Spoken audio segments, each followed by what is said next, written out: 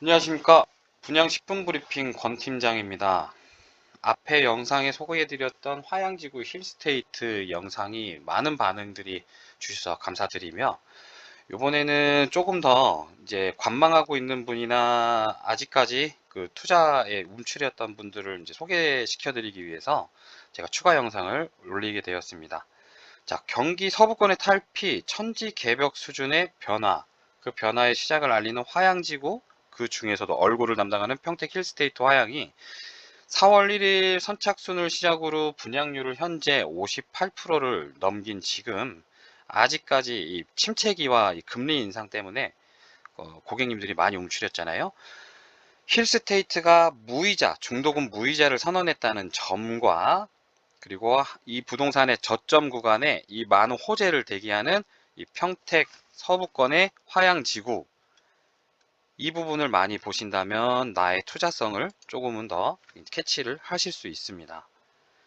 자, 영상에 보시다시피 많은 호재 발표와 이 특례법 적용으로 인해서 각 대형 기업들이 이주를 하려면 그 앞에 이제 교통권의 완성으로 인해서 이제는 수만 명의 인구 유입을 예견하여 이제 대비해서 이 지구 형성을 해야 하는데, 그 중에서도 이제 직장과 집의 근접성을 최고로 겸비한 화양지구가 이미 이렇게 착공에 들어갔습니다.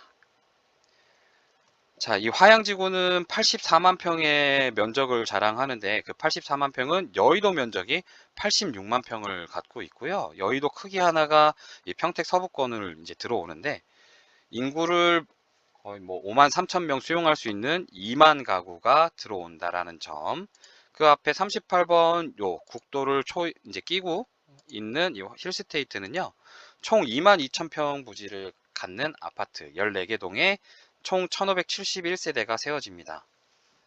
이 1571세대가 이제 힐스테이트가 항상 1위를 유지하고 잘하고 있는 게, 모토가 이제 SVC라고 해서 이제 스타일 있게, 그리고 각양각색의 이 쾌적함을 주민들에게 제공을 하겠다, 이런 이제 회사의 모토가 있어요. 이제 2만 2천 평 중에 40%를 적용 비율로 들어가서 2만 2천 평에 40% 정도니까 8,800평 공원이 이미 아파트 단지 내에 있는 상태고, 이 아래쪽으로 보시면은 요 근린공원 부분이 4,270평, 이미 13,000평 공원을 품은 공품화 아파트가 된다라는 겁니다. 이 커뮤니티 라인에는 뭐 스크린 골프, 골프장, 그리고 이 AV 영화 관람실이라고 이제 영상 하나 시청하고 가족끼리 보고 나오실 수 있는 영화관도 있고요. 이 힐스테이트의 헬스장, 이게 1571세대를 감당하려면 약 한 3,000명에서 4,000명을 감안할 크기가 만들어져야 되고, 그 힐스테이트의 커뮤니티 헬스장이 굉장히 예쁘게 꾸며진다라는 겁니다. 그래서 아이들 공부할 수 있는 독서실과 도서관이 운영이 되며, 이 지상 1층에는 어린이집과 이제 돌봄 센터까지 운영이 되니 이 부부나 아이를 가진 부모님들은 굉장히 유리한 상황일 겁니다. 이 화양지구 안으로 이 청사가 예정이 되어 있는 부분이, 평택시청 안중 출장소라고 기존에 이 현아지구에 있던 게 이 화양지구 안으로 들어오게 됐습니다. 화양지구 안으로 들어오면서 평택의 인구수가 꾸준하게 증가하는 이 시점에 60만 인구, 현재 58만 명, 60만 인구를 돌파하는 순간 동구와 서구를 이제 행정 분할을 들어갈 건데요. 60만이 돌파하는 순간이라 했지만 아무래도 이 평택의 화양지구가 완성되는 시점까지 봐야 하니 26년도쯤에나 돼야 이제 서구청, 이 화양지구가 구로 승격이 된다라는 거죠. 평택의 서부권이 서구청으로 승격이 되면서 한 번에 이제 지각 변동이 일어날 거고요. 그 지각 변동에 앞서서 24년에 이렇게 개통되는 이제 안중역을 한번 소개를 해드릴 건데, 안중역이 제가 직접 촬영은 하고 왔지만 이틀 전에 촬영을 하고 왔습니다. 5월 13일쯤에요. 안중역이 어마어마하게 크게 들어와요. 이 안중역사도 이렇게 지붕에 이제 조감도가 들어가는데, 음, 자, 보시다시피, 자, 플랫폼이 굉장히 많습니다. 그쵸? 이 철로가, 아니, 서해선 개통이라고만 알고 있는 사람들이 철로가 너무 많아요. 그리고 플랫폼도 하나, 둘, 세 개라는 거, 이게 승강장이. 그렇다는 거는 또 다른 라인이 들어온다라는 건데 24년도 이 서해선 라인이 개통됨에 26년도가 지난 28년도에는 KTX가 안중역으로 승차를 할 수 있게 되었습니다. 어떻게 KTX가 안중역에 들어왔고 이 인구수 대비해서 KTX가 들어오게 되는 거는 이미 국가에서는 4차 철도 계획을 이 인구 대비해 가지고 28년도에 이 서부권의 인구 수를 예측을 하고 KTX 라인을 넣어버린 거예요. KTX 라인이 이제 성공을 할 수 있게 된 라인은 요 서해선 라인과 경부축이 만나는 요 혈관 지점에 이렇게 직결 라인이 생겨버렸기 때문에 자, 직결입니다. 직결. 환승이 아닌 안중에서 KTX를 타고 서울까지 근접하는 게 30분 안에 이제는 근접성을 띈다라는 거예요. 그럼 요 세 번째 이 플랫폼은 뭘까 하고 보니 평택 서부권으로 굉장히 큰 호재인 이 포승 국가산업단지 라인으로 황해자유경제구역 BIX가 세계 3대 무역이 들어가는 BIX가 이 평택항으로 이제 확정이 났고요. 그 아래쪽으로 요 부분 이 현덕지구가 외국인 이제 수용 시설이 될 건데 BIX가 물론 이제 들어오는 거에서 이 물류무역을 중국 관련해서 2시간 내 동북아시아권 이 물류무역을 담당할 이 항구에서 국내 거주자도 물론 마찬가지지만 외국인 투자자나 바이어 혹은 요 외국인 물류 업체들 사장님들이 이제 들어올 거라고요.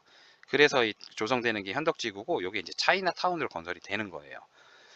해서 그 라인 옆으로 표승 평택선이 이어지면서 평택까지 근접성을 띠는데 사람이 타는 것보다 이 포승 평택선으로 하는 이 연결 라인이 경부축과 만난다라는 게 엄청난 호재거리 중에 하나입니다.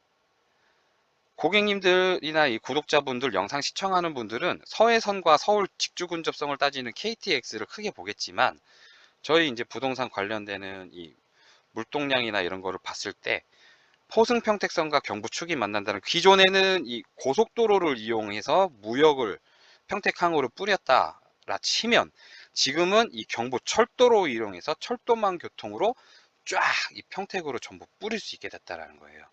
그래서 이 라운드 이 포승 평택항 기준으로 이 항만 개발이 들어가면서 어마어마하게 여객선 터미널까지 굉장히 부흥해서 이렇게 사진에 보시다시피 크루즈 선착장이 3대가 될 수 있는 큰 여객선 터미널도 구축이 되고요. 기존의 이 페리호급으로 작은 여객선이 왔다 갔다 하면서 연간 50만에서 55만 명을 관광객을 담당했다면 이 여객선 터미널로 인한 크루즈 선착장으로 해서 연간 150만에서 200만의 이 관광객들을 유치를 할 수 있게 된다라는 거죠. 그 안에 이 포승 평택선으로 해서 이 안중까지 들어가서 안중에서 서울 근접선까지 뛰며 그 넘어서는 강릉까지 이어지는 라인이 구축이 되는 거고 이 서해선 역시 위로는 이제 화성, 송산, 향남과 이어지면서 아래로는 홍성, 내포, 신도시까지 이어지는 라인이 향후에는 아래로는 순천까지 이어지고 위로는 인천까지 이어진다라는 겁니다. 자, 이 역 하나로만 봐도 내가 얼마나 많은 호재거리나 투자성이 있다라는 거를 아시면 조금 판단이 빠르실 거예요. 해서 이제 화양지구 안으로 청사와 종합병원이 들어오고 이 안중역에 대해서 이 트리플 역세를 이제 갖게 된다라고 얘기를 드린 거는 앞으로 향후 이제 평택시가 100만 특례시를 목표로 인구 유입 속도가 굉장히 빠른데 이미 이 동부권에는 이제 포화를 앞두고 있죠. 이 라인에서 이미 가격 형성 때도 다 잡힌 상태. 그리고 이 서부권의 서구청으로 승격과 동시에 인구가 약 20만에서 25만 명이 되는 순간에는 평택 전체 인구가 80만 명에 가까워지며 이 화양지구가 이제 시작일 뿐이고 안중 역세권으로 한 156만 평이 더 들어오며 이제 인구 유입과 상권이 더 개발이 확 된다라는 거죠.